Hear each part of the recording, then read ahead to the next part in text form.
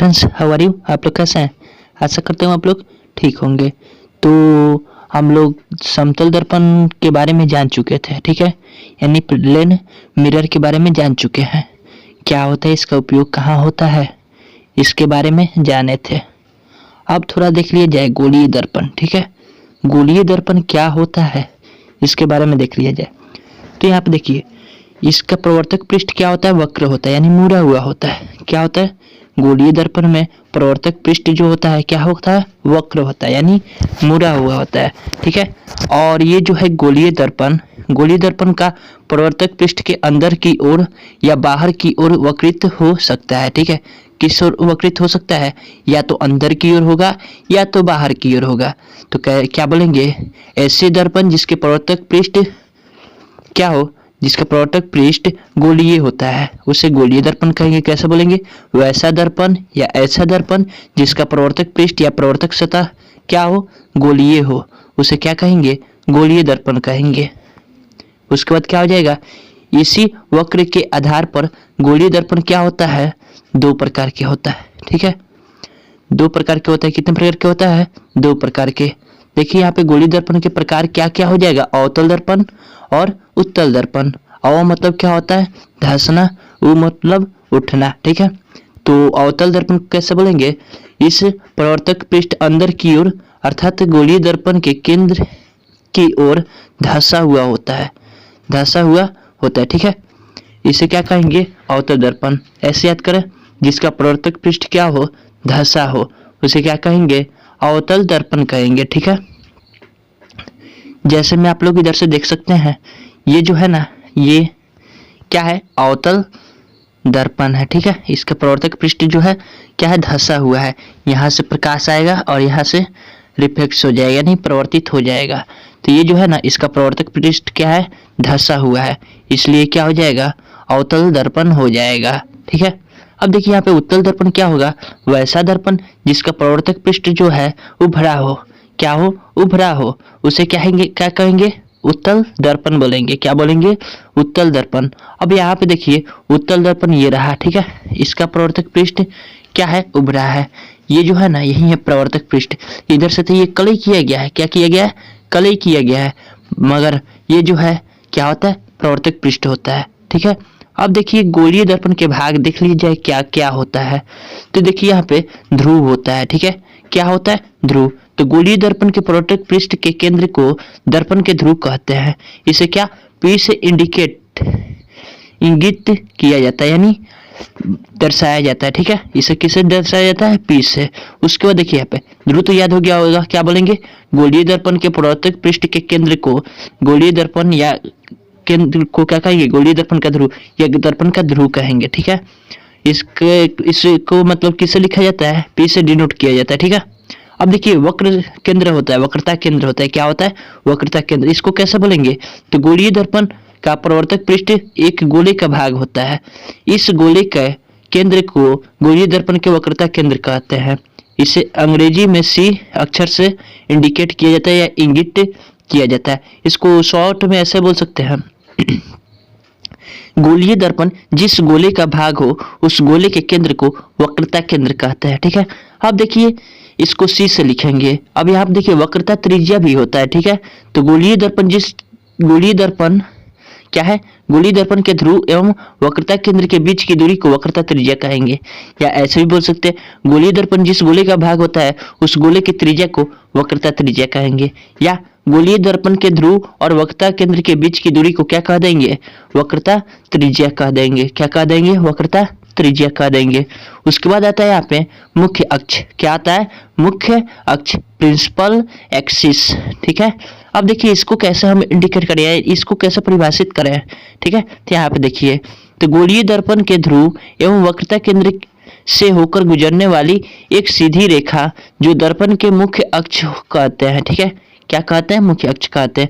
गोलीय दर्पण के ध्रुव एवं वक्रता केंद्र से होकर गुजरने वाली एक सीधी रेखा को दर्पण के मुख्य अक्ष कहते हैं, ठीक है। अब मुख्य फोकस भी होता है, ठीक है। तो उसको कैसे बताएंगे, तो दर्पण के ध्रुव एवं वक्रता केंद्र के बीच में एक अन्य बिंदु F होता है जिसे मुख्य फोकस कहते हैं। मुख्य फोकस जो होता है क्या होता है, मुख्य अक्ष के समानांतर आपतित किरण परावर्तन के बाद अवतल दर्पण में मुख्य फोकस पर प्रतिच्छेद करती है, ठीक है। और उत्तल दर्पण में प्रतिच्छेद करते हुए क्या होती है, प्रतीत होती है। यहाँ पे मान लीजिए, यहाँ पे देखिए ये क्या रहा, उत्तल दर्पण रहा, ठीक है। तो इसके मुख्य फोकस कहाँ होगा, इधर होगा। कहाँ होगा, इधर। यदि हम समानांतर ऐसे छोड़ेंगे तो क्या होगा, यहाँ पे काटते हुए प्रतीत होगा। क्या होगा, प्रतीत होगा। एक मिनट, यहाँ पे ऐसे काटते हुए क्या होगी, प्रतीत होगी, ठीक है। और यदि यहाँ पे इसको हम मान ले क्या है, ये जो है क्या है, अवतल दर्पण है ऐसे।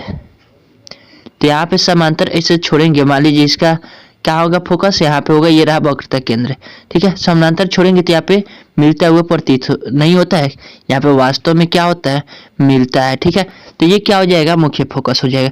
तो क्या बोलेंगे, दर्पण के ध्रुव एवं वक्रता केंद्र के बीच एक अन्य बिंदु एफ होता है, जिसे क्या कहेंगे, मुख्य फोकस कहेंगे। मुख्य अक्ष के समानांतर आपतित किरणें परावर्तन के बाद अवतल दर्पण में मुख्य फोकस पर प्रतिच्छेद करती है और उत्तल दर्पण में क्या, प्रतिच्छेद करते हुए प्रतीत होती है।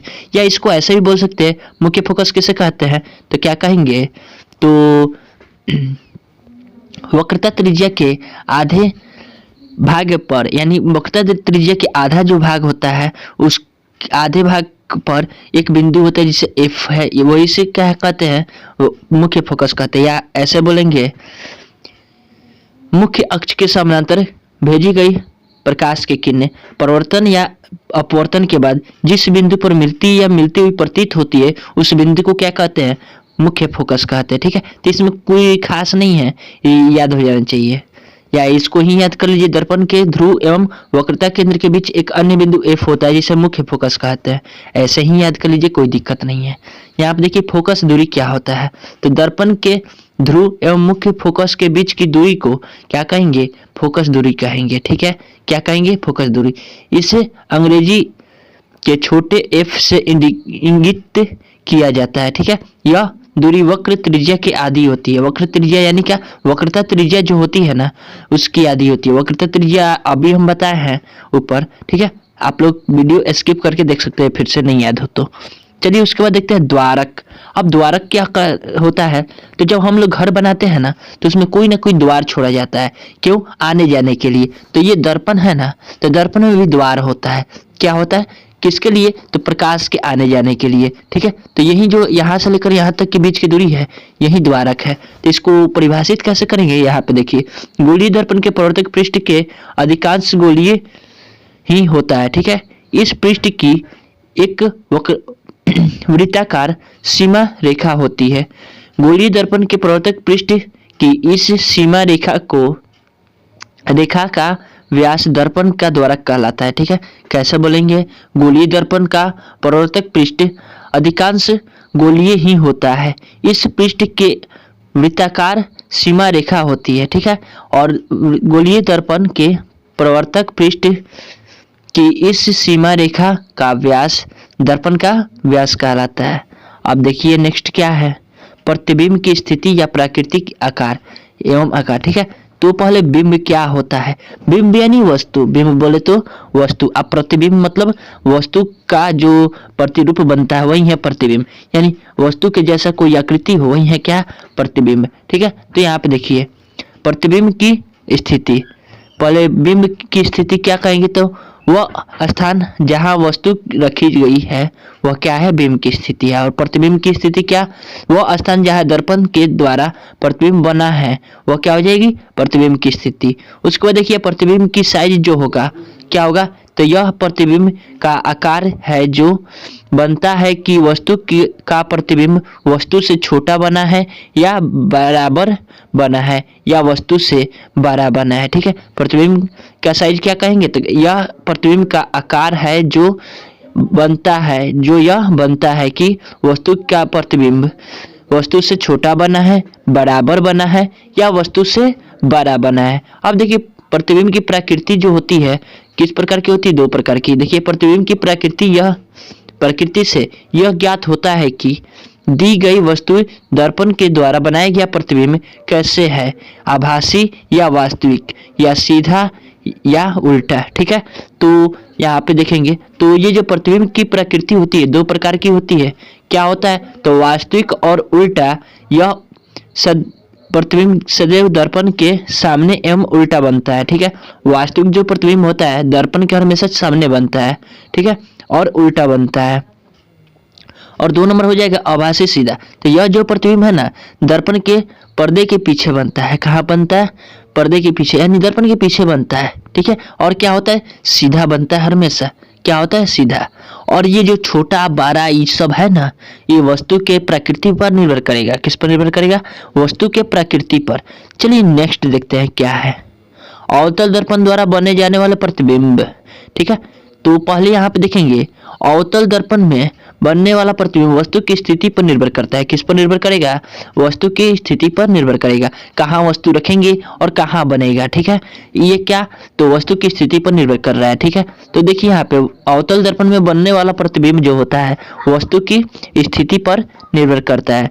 ध्रुव P तथा मुख्य फोकस F के बीच रखे बिंब ही केवल प्रतिबिंब आभासी सीधा बनता है, ठीक है। क्या? ध्रुव P यानी ध्रुव तथा मुख्य फोकस के बीच में जो वस्तु रखेंगे उसी में केवल क्या होगा? आभासी सीधा बनेगा, नहीं तो केवल वास्तविक ही बनता है, ठीक है। क्या बनता है? वास्तविक बनता है। वहीं यहाँ पे बताया गया ध्रुव P तथा मुख्य फोकस F के बीच रखा बिंब का ही केवल प्रतिबिंब आभासी एवं सीधा बनता है। अन्य अवतल दर्पण अन्य किसी जगह पर वस्तु का प्रतिबिंब वास्तविक उल्टा बनता है, ठीक है। अब देखिए यहाँ पे यदि वस्तु हम इन्फिनाइट पर रखें तो क्या होगा? तो इन्फिनाइट यानी अनंत। तो अनंत पर रखी वस्तु का प्रतिबिंब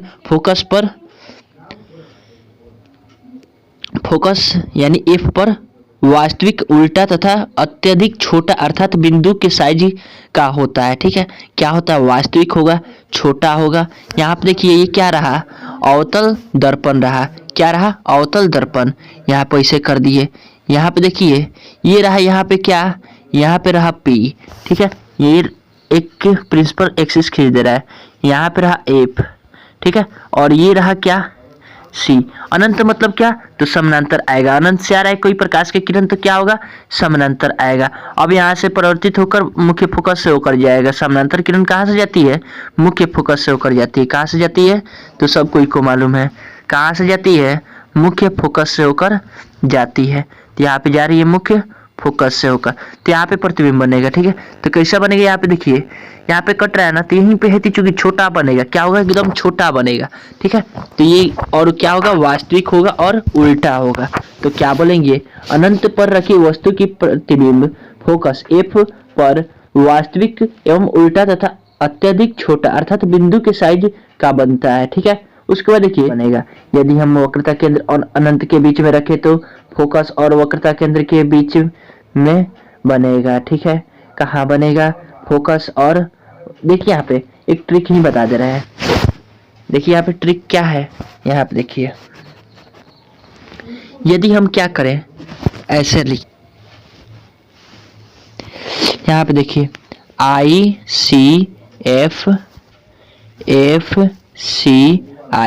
I मतलब क्या होगा? इन्फिनिट यानी अनंत। और C मतलब सेंटर ऑफ कर्वेचर यानी वक्रता त्रिज्या। F मतलब क्या होगा? फोकस यानी अनंत पर रखे तो फोकस पर बनेगा। अनंत और वक्रता केंद्र के बीच में रखे यानी इसके बीच में रखे तो कहाँ बनेगा? फोकस और वक्रता केंद्र के बीच बनेगा। वक्रता केंद्र पर रखे तो वक्रता केंद्र पर बनेगा। वक्रता केंद्र और फोकस पर रखे तो क्या होगा? वक्रता केंद्र और अनंत के बीच में बनेगा। यदि फोकस पर रखे तो क्या होगा? अनंत पर बनेगा, ठीक है। तो ये रहा वस्तु की स्थिति। तो यहाँ पे वही लिखा गया है, यहाँ पे थोड़ा छूट गया है, यहाँ पे I लिख दीजिएगा। यानी अनंत और वक्रता केंद्र के बीच रखी वस्तु का प्रतिबिंब जो होता है फोकस तथा वक्रता केंद्र के बीच में होता है, ठीक है। अब देखिए यहाँ पे जो है ना वक्रता केंद्र पर रखी वस्तु का प्रतिबिंब क्या होता है? वक्रता केंद्र पर ही वास्तविक उल्टा और तथा क्या समान साइज का बनता है यानी बराबर बनता है। क्या होता है? बराबर बनता है। अब यहाँ पे देखिए वक्रता केंद्र C एवं मुख्य फोकस F के बीच रखी वस्तु की प्रतिबिंब C से परे क्या? C से बड़े एवं उल्टे तथा विपरीत बड़ा बनता है, ठीक है। यानी यदि हम C और F के बीच में रखें तो कहाँ बनेगा? तो सी और आई के बीच में बनेगा, यानी अनंत वक्रता केंद्र और अनंत के बीच में बनेगा। और क्या होगा, ये जो है ना, ये वस्तु से बड़ा होता है। क्या होता है, बड़ा होता है और वास्तविक होता है तथा उल्टा होता है। क्या होता है, उल्टा होता है। मुख्य फोकस पर रखी वस्तु जो होता है अनंत पर बनता है। कहाँ बनता है, इन्फिनाइट यानी अनंत पर बनता है। यह वास्तविक होता है, उल्टा होता है और वस्तु से अत्यधिक बड़ा होता है। क्या होता है, अत्यधिक बड़ा होता है। उसके बाद यहाँ पे देखिए, कुछ लोग यहाँ पे ये सोचकर घबरा जा रहे होंगे कि विवर्धित लिखे हैं, तो विवर्धित मतलब क्या, वस्तु से बड़ा होगा। क्या होगा, इसका मतलब क्या होता है, वस्तु से बड़ा। इसलिए यहाँ पे क्वेश्चन में भी लिख दिए, कोई दिक्कत नहीं है। चलिए ठीक है, नेक्स्ट देखते हैं। ध्रुव पी तथा मुख्य फोकस एफ के बीच रखी वस्तु यानी बीम यहाँ पे है, यानी बीम मतलब वस्तु होता है। वस्तु का प्रतिबिंब दर्पण के पीछे अभ्यासी सीधा और वस्तु से बड़ा बनता है। ठीक है, इसी के कारण का इसको किस रूप में प्रयोग किया जाता है, दाढ़ी बनाने के रूप में किया जाता है। किस रूप में किया जाता है, दाढ़ी बनाने के रूप में किया जाता है। अब देखते हैं अवतल दर्पण द्वारा प्रतिबिंब, अवतल दर्पण वाला प्रतिबिंब, अवतल दर्पण, ठीक है, ये देख लिए हैं। अब देखेंगे उत्तल दर्पण द्वारा बनने वाला प्रतिबिंब। तो आप देखिए अवतल दर्पण के उपयोग, तो उत्तल दर्पण में ना हमेशा क्या होगा, पहले हम बता दें, उत्तल दर्पण में हमेशा जो प्रतिबिंब होता है क्या होता है, तो हमेशा छोटा बनता है वस्तु से। क्या होता है, छोटा बनता है। चलिए इसमें इसके बारे में पढ़ेंगे ही नहीं, क्योंकि यहाँ पे देखिए थोड़ा सा यहाँ पे समझेंगे, आ जाएगा समझ में। मान लीजिए क्या है, दर्पण है। कौन दर्पण है, अवतल नहीं है, उत्तल है। क्या है, प्रवर्तक सतह उभरा है ना, तो उत्तल हो जाएगा। और मान लीजिए यहाँ पे एफ है, यहाँ पे सी है। ये देखिए यहाँ पे जो है ना हमेशा इधर बनेगा, यानी आभासी बनेगा। जब पीछे बनेगा तो क्या होगा, आभासी यानी काल्पनिक बनेगा। और काल्पनिक क्या होता है, हमेशा छोटा ही होता है, इसलिए इसको साइड मिरर के रूप में उपयोग किया जाता है। चलिए ठीक है, अवतल दर्पण का उपयोग थोड़ा सा देख लिया जाए। तो अवतल दर्पण का उपयोग सामान्यतः टॉर्च, सर्चलाइट तथा वाहनों के अग्रदीपों में प्रकाश के शक्तिशाली समांतर किरण पुंज प्राप्त करने के लिए किया जाता है। किसके लिए किया जाता है, शक्तिशाली किरण पुंज प्राप्त करने के लिए किया जाता है।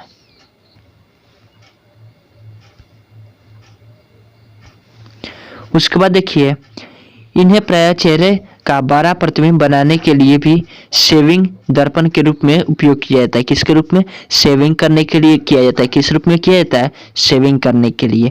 अब देखिए, दंत के विशेषज्ञ अवतल दर्पण का उपयोग मरीजों के दांतों का बड़ा प्रतिबिंब बनाकर देखने के लिए करते हैं। ठीक है, बड़ा प्रतिबिंब देखने के लिए क्या करते हैं, अवतल दर्पण का ही उपयोग करते हैं। उसके बाद देखिए यहाँ पे सौर भट्टियों में सूर्य के प्रकाश को केंद्रित करने के लिए बड़े अवतल दर्पण का उपयोग किया जाता है। ठीक है, अवतल दर्पण का। उसके बाद थोड़ा उत्तल दर्पण का उपयोग देख लिया जाए। उत्तल दर्पण का उपयोग सामान्यतः वाहनों के पश्चदीप दर्पण के रूप में किया जाता है। पश्चदीप, ठीक है, यानी पीछे को देखने के लिए, पीछे वाला वस्तु को देखने के लिए किया जाता है। इसको साइड मिरर बोला जा सकता है। ठीक है, अब देखिए यहाँ पे ये वाहन के पश्च में लगे होते हैं तथा इनमें ड्राइवर अपने पीछे के वाहनों को देख सकता है, जिससे वे सुरक्षित रूप से वाहन चला सकता है। बतिया के हुआ जो एक नंबर है ना, लगभग वही इसमें बोला गया है। ठीक है, अब देखिए इसका उपयोग टेलीकास्टोप में भी होता है। ठीक है, टेलीकास्टोप देखे होंगे, उसमें भी इसका उपयोग किया जाता है। ठीक है, उत्तल दर्पण का उपयोग स्ट्रीक लाइट, यानी जो आप लोग रोड के किनारे देखे होंगे शहरों में, क्या होता है, उस रोड के किनारे एक लाइट लगा होता है, उसी को स्ट्रीक लाइट बोलते हैं। ठीक है, रेफ्रिजरेटर के रूप में भी किया जाता है, क्योंकि यह एक बड़े क्षेत्र पर प्रकाश प्रसार करने में सक्षम है। ठीक है, अब देखिए यहाँ पे वाहन के साइड मिरर के रूप में अवतल दर्पण का नहीं बल्कि उत्तल दर्पण का उपयोग किया जाता है, आप लोग जानते हैं। ठीक है, तो यहाँ पे लिखे हैं हम, वाहनों के साइड मिरर के रूप में उत्तल दर्पण को प्राथमिकता है, यानी अधिक है। तो यहाँ पे देखिए क्या होगा इसका, तो उत्तल दर्पण का को इसलिए प्राथमिकता है देते हैं, क्यों देते हैं, तो उत्तल दर्पण का उत्तल दर्पण को इसलिए प्राथमिकता देते हैं क्योंकि ये सदैव सीधा प्रतिबिंब बनाते हैं, यद्यपि वह छोटा होता है। ठीक है, इनकी दृष्टि में बहुत अधिक है क्योंकि ये बाहर की ओर वक्रित होता है। अतः समतल दर्पण की तुलना में उत्तल दर्पण ड्राइवर को पीछे के वस्तु बड़े छोटे को देखने में समर्थ बनाता है। अब देखिए जो दर्पण है ना, मान लीजिए हम क्या कर ले, वहां पे उत्तल दर्पण की जगह पर अवतल लगा ले, तो जैसे ही अवतल लगाएंगे ना तो क्या होगा, अवतल दर्पण में सबको जानता है कि उल्टा प्रतिबिंब बनता है। क्या होता है, उल्टा प्रतिबिंब बनता है। तो उस सूरज जब उल्टा दिखाई देने लगेगा तो क्या होगा, तो मान लीजिए कि कार आ रहा है, ठीक है, अब लई के उल्टा आ रहा है तो सब कोई पगला जाएगा यार कि उल्टा कार कैसे चलेगा, हम लोग सीधा चला रहे हैं ना, वो उल्टा कैसे चल रहा है। ठीक है, इसलिए क्या होता है, अवतल दर्पण का उपयोग नहीं किया जाता है। ठीक है, अब रहा बात समतल दर्पण का, तो समतल दर्पण में क्या होता है, बराबर प्रतिबिंब बनता है, बराबर बनता है। वस्तु जितना बड़ा होगा उतना ही बड़ा क्या होगा, वो भी होगा। आज देखते हैं कि ड्राइवर तो बनने के लिए लोग बन जाता है, लेकिन उन लोगों के पास उतना मतलब नहीं होता है समर्थ। ठीक है, तो क्या डर जाते हैं। मान लीजिए किसी के सामने अचानक बड़ा वस्तु आ जाए, ठीक है, तो क्या होगा, डर जाएगा लोग। यानी कि समतल दर्पण जो होता है ना, उसमें प्रतिबिंब दूरी और वस्तु दूरी क्या होती है, बराबर होती है। इसी कारण तो जो ड्राइवर होता है नहीं समझ पाएगा कि कैसे करेंगे। मान लीजिए यहाँ पे वस्तु है ना, इतना ही दूर दिखाएगा उसमें। ठीक है, अब देखिए यहाँ पे वस्तु है, अब यहाँ पे प्रतिबिंब इतना ही दूर पीछे बनेगा, क्या होगा, और क्या होगा, काल्पनिक बनेगा, सीधा बनेगा। लेकिन जो समतल दर्पण होता है ना, उसमें क्या होता है, तो समतल दर्पण जो होता है उसमें दाएं को बायां दिखाता है और बाएं को दाएं दिखाता है। ठीक है, बाकी सब सेम होता है। अब देखिए यहाँ पे कम से कम दो परिवर्तित किरणों को प्रतिच्छेद से किसी बिंदु के प्रतिबिंब स्थिति ज्ञात किया जा सकता है। ठीक है, और प्रतिबिंब के स्थान निर्धारण के लिए निम्न में किन्हीं भी दो कारणों पर विचार किया जा सकता है। ठीक है,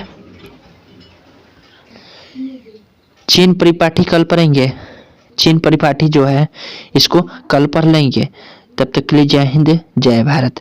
बस आज इतना ही।